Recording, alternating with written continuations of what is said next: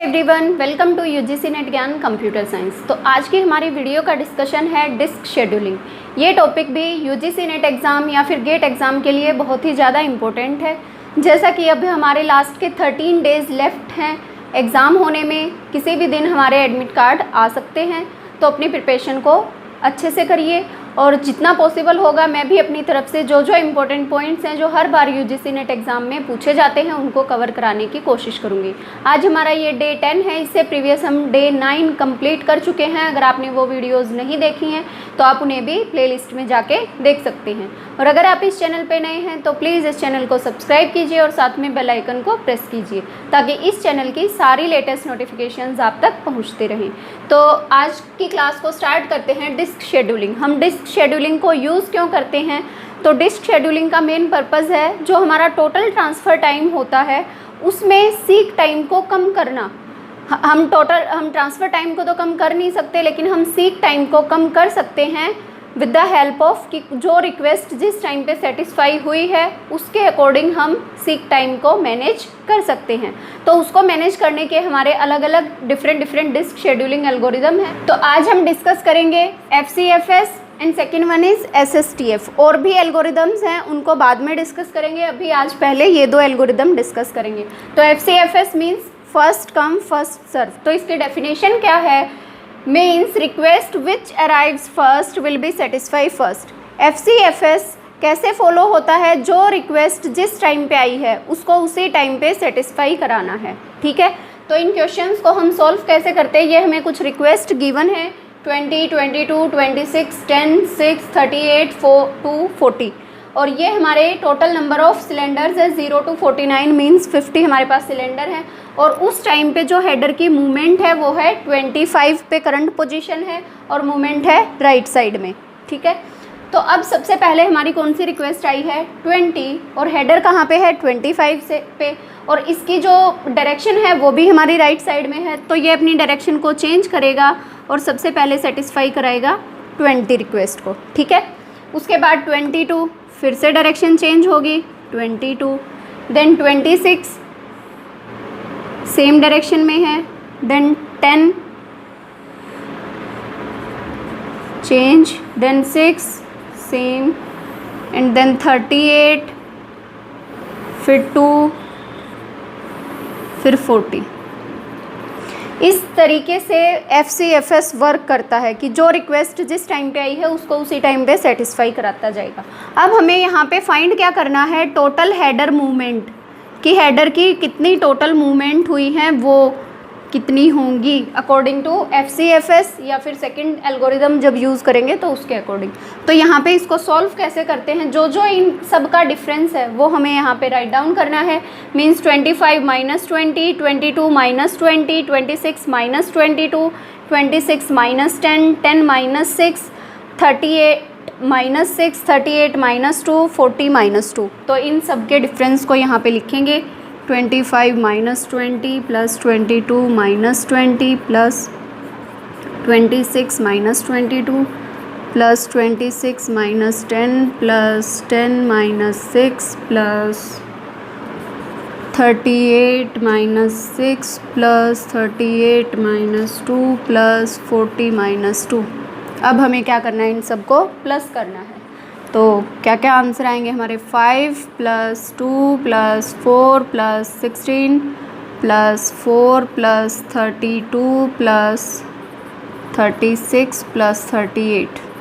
तो इनको कैलकुलेट करने के बाद हमारे पास आएगा टोटल 137 हेडर मूवमेंट। ठीक है, तो क्वेश्चन में पूछा जाएगा कि हमें सीरीज़ दी हुई होगी कि ये हमारी रिक्वेस्ट है और ये एल्गोरिदम यूज़ करनी है। इस एल्गोरिदम को यूज़ करने के बाद हमारी टोटल हेडर मूवमेंट्स कितनी हुई हैं, तो वो हमारा आंसर हो जाएगा। कई बार क्वेश्चन में ये भी पूछ लिया जाता है कि हेडर की डायरेक्शन कितनी बार चेंज हुई है, तो अभी वो भी देख लेते हैं साथ में। अब 25 पोजीशन पे जब हेडर था, करंट पोजीशन जो स्टार्टिंग में थी, उस टाइम पे हेडर की डायरेक्शन जो थी वो राइट साइड में थी। तो 20 के लिए उसने अपनी डायरेक्शन को चेंज किया लेफ़्ट साइड में, यानी कि फर्स्ट डायरेक्शन चेंज हुई यहाँ पे। देन सेकंड फिर से राइट में जाएगा, चेंज हुई। देन फिर यहाँ पे 4, 5, 6। तो यहाँ पे टोटल कितनी बार हेडर की डायरेक्शन चेंज हुई है? 6 टाइम्स। तो ये जो अप्रोच है ये हमारी बहुत ईजी है, ईजी टू यूज़, सिंपल है, अंडरस्टैंडेबल है और यहाँ पे स्टारवेशन की प्रॉब्लम भी नहीं होती। स्टारवेशन मीन्स जो हम CPU शेड्यूलिंग में स्टडी करते हैं कि कोई भी जो रिक्वेस्ट है उसको स्टार्व नहीं करना पड़ता, क्योंकि जो प्रोसेस जिस टाइम पे आई है, जो रिक्वेस्ट जिस टाइम पे आई है वो उसी टाइम पे सेटिस्फाई होती जाती है। तो यहाँ पे स्टारवेशन फ्री है। लेकिन ये इनएफिशिएंट है। इनएफिशिएंट क्यों है? क्योंकि यहाँ पे हेडर की मूवमेंट्स बहुत ज़्यादा आती हैं as compare to other algorithm. तो अभी हम कंपेयर करते हैं शॉर्टेस्ट सीक टाइम फर्स्ट। इसकी प्रॉब्लम को रिजॉल्व करने के लिए हम स्टडी करेंगे शॉर्टेस्ट सीक टाइम फर्स्ट को। सेकेंड एल्गोरिदम क्या है? SSTF, shortest seek time first. उसको हम कैसे यूज़ करते हैं? Satisfy the request first which is closest to current position of header. जो हेडर की करंट पोजिशन है उसके क्लोजेस्ट जो रिक्वेस्ट होगी उसको हम फर्स्टली सेटिस्फाई कराएंगे। तो सेम रिक्वेस्ट है हमारे पास। तो अब इस क्वेश्चन को सॉल्व करते हैं और फाइंड करेंगे कि कितने नंबर ऑफ हेडर मूवमेंट्स हमारी आएंगी। तो जो करंट पोजीशन है हेडर की वो 25 पे है और राइट साइड में डायरेक्शन है। तो अब 25 के पास में कौन सी रिक्वेस्ट है? या तो 22 हो सकती है या फिर 26 हो सकती है। तो इन दोनों में से जो और भी पास में होगी, 26 इधर है, 22 इधर है, तो इन दोनों के बीच का हमें क्या फाइंड करना है? डिफरेंस। तो 22 और 26, 25 से 22 के बीच का डिफरेंस है 3 और 25 से 21 के बीच का डिफरेंस है 1। तो कौन सा मिनिमम डिफरेंस है? 26, यानी कि 26 25 के ज़्यादा क्लोजेस्ट है। तो पहले 26 रिक्वेस्ट सेटिस्फाई होगी। तो इस क्वेश्चन को सॉल्व करने के लिए हम क्या करते हैं? सबसे पहले जो हमारी सीरीज़ दी हुई होती है रिक्वेस्ट की उसको हम असेंडिंग ऑर्डर में राइट डाउन करते हैं। 2, 6, 10, 20, 22, 26, 38, 40, ताकि हम इजीली डिफरेंस फाइंड कर सकें। अब यहाँ से हमारा 25 पे हेडर है। अब 25 और 22 के बीच में 3, 25 और 26 के बीच में 1 का डिफरेंस है। तो पहले जाएगा 26 पे, 26 रिक्वेस्ट को सेटिस्फाई करेगा। अब यहाँ पे 26 पे हमारा हेडर आ गया। अब 26 और 38, 26 और 22 इन दोनों के बीच में कौन सा क्लोजेस्ट है? तो 22 है। यहाँ पे 4 का डिस्टेंस है, यहाँ पे ज़्यादा का है।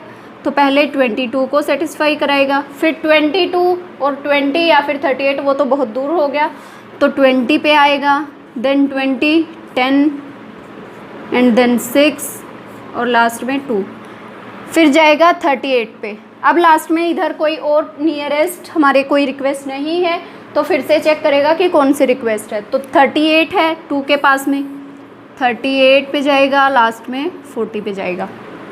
तो इस तरीके से SSTF वर्क करता है। अब सेम यहाँ पे हमारे पास कितने नंबर ऑफ हेडर मूवमेंट आए हैं? 26 minus 25, 26 minus 22, 22 minus 20, 20 minus 10, 10 minus 6, 6 minus 2, 38 minus 2, 40 minus 38। तो इनको डायरेक्ट भी हम लिख सकते हैं लाइक 26 माइनस 25 प्लस 26 और 22 का बीच का डिफरेंस भी इन सब के अलग अलग डिफरेंस के इक्वल होगा। तो 26 माइनस 2 प्लस 40 माइनस 2, 40 माइनस 2, तो यहाँ पे 1 प्लस 24 प्लस 38, तो यहाँ पे हमारे पास कितना आएगा? 63 टोटल हेडर मूवमेंट हुई हैं।